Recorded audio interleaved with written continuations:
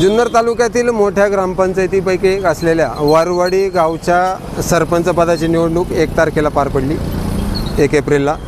त्यापूर्वी जे सरपंच होते राजेंद्र मेहेर यांच्यावरती इतर 14 सदस्यांनी अविश्वासाचा ठराव आणला होता। त्यापूर्वीच मात्र सरपंच राजेंद्र मेहेर यांनी आपला राजीनामा दिला होता। त्यानंतर 1 तारखेला तहसीलदार आणि इतर जे प्रशासकीय अधिकारी आहेत त्यांच्या मार्गदर्शनाखाली सरपंचपदी विनायक भुजबळ यांची बिनविरोध निवड झाली।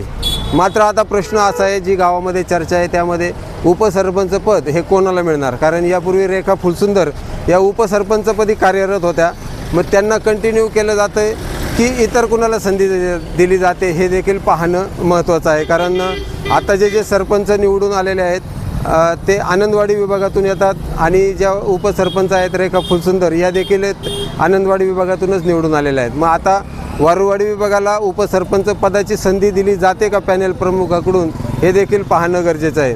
आता सध्या घडीला तरी उपसरपंच पदासाठी जे प्रबळ दावेदार आहेत त्यामध्ये स्नेहल अतुल कांक्रिया असतील आणि प्रकाश भालेकर हे 2 नावं सध्या तरी आघाडीवर दिसत आहे। यामध्ये अद्याप तरी स्नेहल कांक्रिया यांनी आपण इच्छुक आहोत असं जरी जाहीरपणे सांगितलेलं नसलं तरी आदिवासी समाजातील असलेले प्रकाश भालेकर ज्यांची लोकसंख्या वारुवाडीत साधारणपणे 30% आसपास आहे, त्यांना उपसरपंच पदाची संधी पॅनेल प्रमुख आणि सरपंच विनायक भुजबळ यांच्याकडून दिली जाते का हे देखील पाहणं गरजेचं आहे। आपण आत्ता नुकताच प्रकाश भालेकर यांच्याशी थोडासा संवाद साधलेला आहे, आपण पाहूयात त्यांचं म्हणणं काय आहे। वारुवाडीच्या सरपंच पदाची निवडणूक झालेली आहे, उपसरपंच पदाची कधी आहे निवडणूक?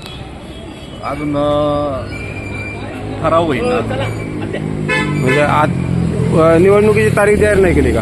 नाही। तुम्ही ज्येष्ठ सदस्य आहात, तुम्ही प्रबळ दावेदार समजले जातात उपसरपंच पदासाठी, काय सांगाल?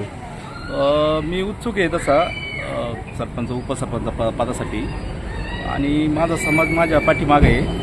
त्यांची इच्छा आहे का बा आपल्या आदिवासी समाजाचा एखादा सदस्य पाहिजेलच उपसरपंचपदी व्हायला पाहिजे। तर तुम्ही त्या पद्धतीने तुमच्या पॅनेलमध्ये भूमिका मांडलेली आहे का आपली? हो हो मांडलेली। काय काय आलं म्हणणं नेते मंडळींचं? ते असं ठरलंय का मीटिंग झाल्यानंतर ठरवू आपण विषय हा। पण तुम्ही प्रबळ दावेदार आहात हे तुम्हाला मान्य आहे?